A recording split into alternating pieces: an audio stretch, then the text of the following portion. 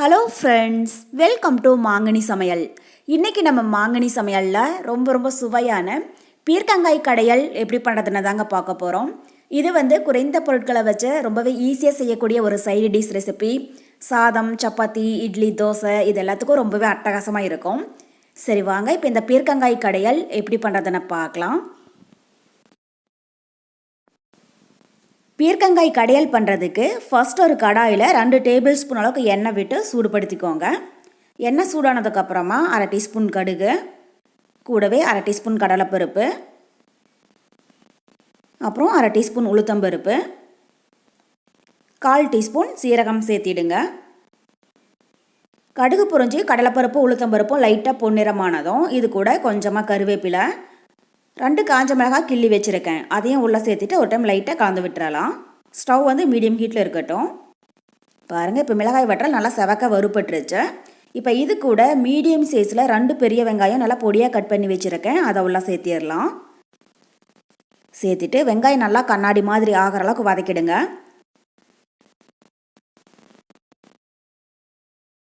இப்போ வெங்காயம் இந்த அளவுக்கு நல்லா வதங்கினதுக்கப்புறமா இது கூட பெரிய சைஸில் நல்லா பழமாக 2 தக்காளி கட் பண்ணி வச்சுருக்கேன், அதை உள்ளே சேர்த்திடலாம்.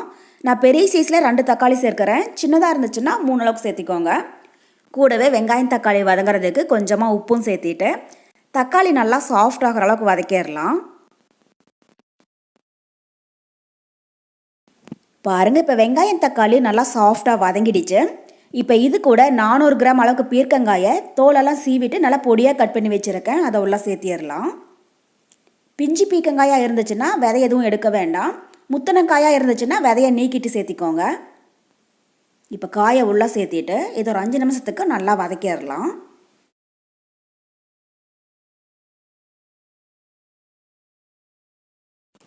பாருங்கள், இப்போ காய் நல்லா வதங்கி லைட்டாக தண்ணி விட ஆரம்பிச்சிடுச்சு. இப்போ இது கூட 1/4 டீஸ்பூன் அளவுக்கு மஞ்சள் தூள் சேர்த்திடலாம். கூடவே காரத்துக்கு 2.5 டீஸ்பூன் குழம்பு மிளகாய் தூள். நான் வீட்டில் அரைச்ச குழம்பு மிளகாய் தூள் 2.5 டீஸ்பூன் அளவுக்கு சேர்க்குறேன். உங்களுக்கு எந்த அளவுக்கு காரம் தேவைப்படுதோ அதுக்கு தகுந்த மாதிரி நீங்கள் மிளகாய் தூள் சேர்த்திக்கோங்க. சேர்த்திட்டு ஒரு டைம் நல்லா வதக்கிடலாம். குழம்பு மிளகாய் தூள் அப்படிங்கிறதுனால தனியாத்தூள் எதுவும் சேர்க்கலை. இதுவே நீங்கள் தனி மிளகாய் தூள் சேர்க்கிறதா இருந்தால் கூட 2 டீஸ்பூன் அளவுக்கு தனியாத்தூள் சேர்த்திக்கோங்க. பாருங்கள், இப்போ காய்கறி நல்லா வதங்கிடுச்சு. இப்போ இது கூட காய் நல்லா மூழ்கிற அளவுக்கு தண்ணி சேர்த்திடலாம். 2லேருந்து 2.5 கப் அளவுக்கு தண்ணி சேர்த்திக்கோங்க. சேர்த்திட்டு ஒரு டைம் லைட்டாக கலந்து விட்டுறலாம்.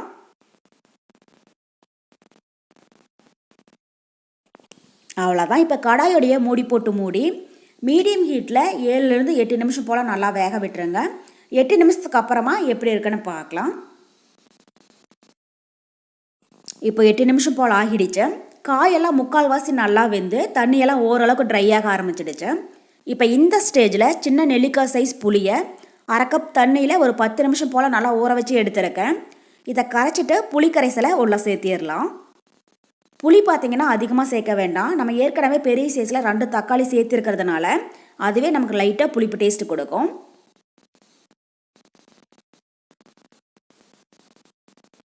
புளிக்கரைசல் உள்ளே சேர்த்திட்டு கூடவே காய்க்கு தேவையான அளவு உப்பும் சேர்த்திடுங்க. சேர்த்திட்டு ஒரு டைம் லைட்டாக கலந்து விட்டுறலாம். இனி மூடி போட்டு மூட வேண்டாம், ஓப்பன்லேயே ஒரு 5 நிமிஷம் அப்படியே இருக்கட்டும். காயெல்லாம் இன்னும் நல்லா வெந்து புளியோடைய பச்சை வாசனை போனதுக்கப்புறமா எப்படி இருக்குன்னு பார்க்கலாம். இது ஒரு 5 நிமிஷம் அப்படியே இருக்கட்டும்.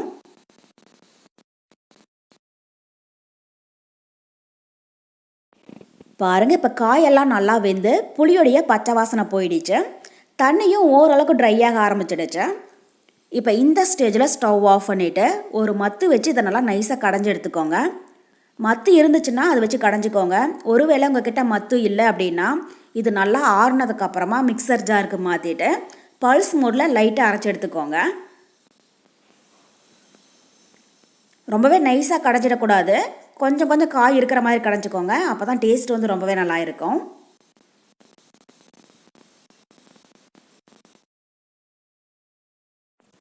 அவ்வளோதான். இப்போ காயை நல்லா கடைஞ்சி எடுத்தாச்சு. பீர்க்கங்காய் கடையல் ரொம்பவே தண்ணியாக இல்லாமல் இந்தளவுக்கு கொஞ்சம் திக்காக இருக்கிற மாதிரி வச்சுக்கோங்க. அப்போ தான் சாதம், சப்பாத்தி, இட்லி, தோசை கொடியெல்லாம் தொட்டு சாப்பிட்றதுக்கு கரெக்டாக இருக்கும். இப்போ இது ஒரு பவுலுக்கு மாற்றிடலாம். அவ்வளோதான், நமக்கு இப்போது ரொம்ப ரொம்ப சுவையான பீர்க்கங்காய் கடையல் தயாராகிடுச்சு. கண்டிப்பாக நீங்களும் இதே மெத்தடில் ட்ரை பண்ணி பாருங்கள். என்னுடைய இந்த ரெசிபி வீடியோ உங்களுக்கு பிடிச்சிருந்தா மாங்கனி சமையலுக்கு சப்ஸ்கிரைப் பண்ணுங்கள். நன்றி.